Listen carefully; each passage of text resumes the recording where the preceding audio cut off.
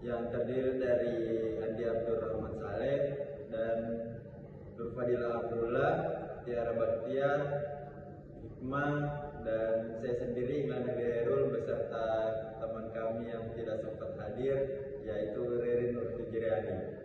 Dan kami akan membahas materi tentang TGT, Teams Games. Baik, pembahasan pertama itu tentang hakikat TGT. Jadi hakikat TGT ini terletak pada kerjasama dalam kelompok interogen yang kemudian diikuti dengan kompetisi akademik dalam bentuk permainan atau games. Jadi peserta didik ini tidak bersaing secara individu melawan teman satu tim, tetapi mewakili timnya dalam turnamen melawan anggota tim lain yang memiliki kemampuan setara. Dengan demikian, TGT ini memiliki dua dimensi utama. Yang pertama itu kooperatif. Jadi kooperatif ini belajar bersama dalam tim, terus ada kompetitif yaitu mengikuti turnamen akademik secara sportif. Jadi model ini cocok digunakan pada pembelajaran mata pelajaran termasuk bahasa Indonesia, terutama pada materi yang memerlukan penguatan konsep seperti teks deskripsi, teks berita, atau kaidah kebahasan. Jadi pembahasan selanjutnya akan dibahas oleh rekan saya.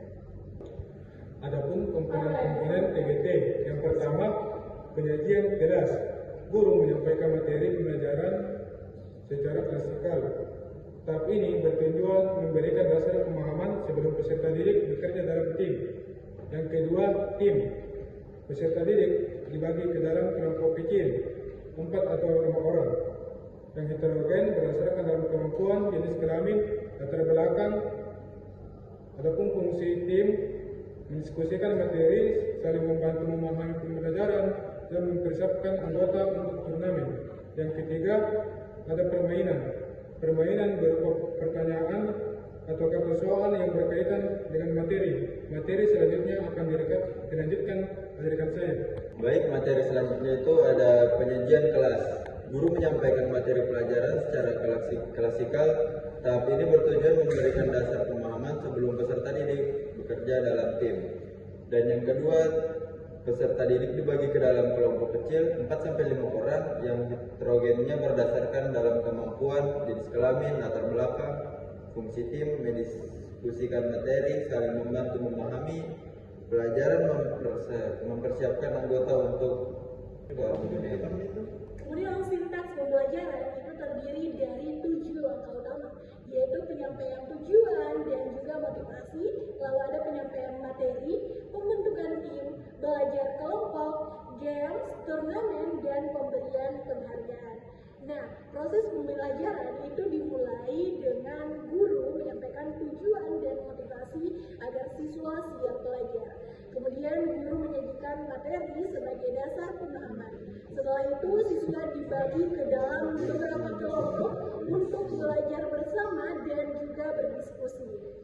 Selanjutnya dilakukan games untuk melatih pemahaman secara menyenangkan. Kemudian turnamen untuk menguji kemampuan antar kelompok dan diakhiri dengan pemberian penghargaan sebagai bentuk apresiasi dan motivasi belajar siswa. Selanjutnya akan disampaikan oleh rekan saya.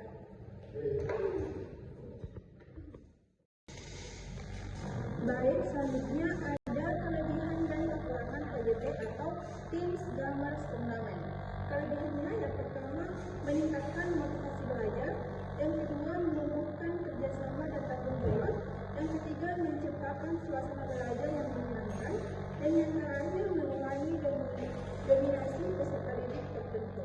Nah, kekurangannya ada 3. Yang pertama membutuhkan persiapan yang matang, yang kedua memerlukan pengelolaan kelas yang baik, dan yang terakhir jika tidak terkontrol, suasana bisa menjadi terlalu ramai. Mungkin itu saja dari saya kembalikan ke Mbak. Baik, itulah tadi pemaparan materi dari rekan-rekan kelompok saya. Adapun kesimpulannya yaitu Teams Games Turnamen atau TGT merupakan model pembelajaran kooperatif yang unik karena memadukan kerjasama tim dengan kompetensi akademik yang menyenangkan. Dalam pelaksanaannya, guru mengawali dengan menyampaikan materi secara umum yang kemudian didalami oleh siswa dalam kelompok kecil yang heterogen. Di dalam tim ini, siswa saling membantu dan bertanggung jawab untuk memastikan semua anggota siap menghadapi turnamen. Inti dari model ini adalah sesi permainan dan turnamen, di mana setiap siswa akan bertanding mewakili kelompoknya melawan anggota tim lain yang memiliki tingkat kemampuan setara. Hal ini memastikan bahwa siswa tanpa memandang level akademiknya memiliki peluang yang sama untuk menyumbangkan skor bagi kemenangan tim mereka. Baik, itulah yang saya sampaikan. Saya kembalikan ke rekan-rekan kelompok saya. Baik teman-teman, itulah penjelasan dari kelompok kami. Kurang lebihnya mohon dimaafkan. Wassalamualaikum warahmatullahi wabarakatuh.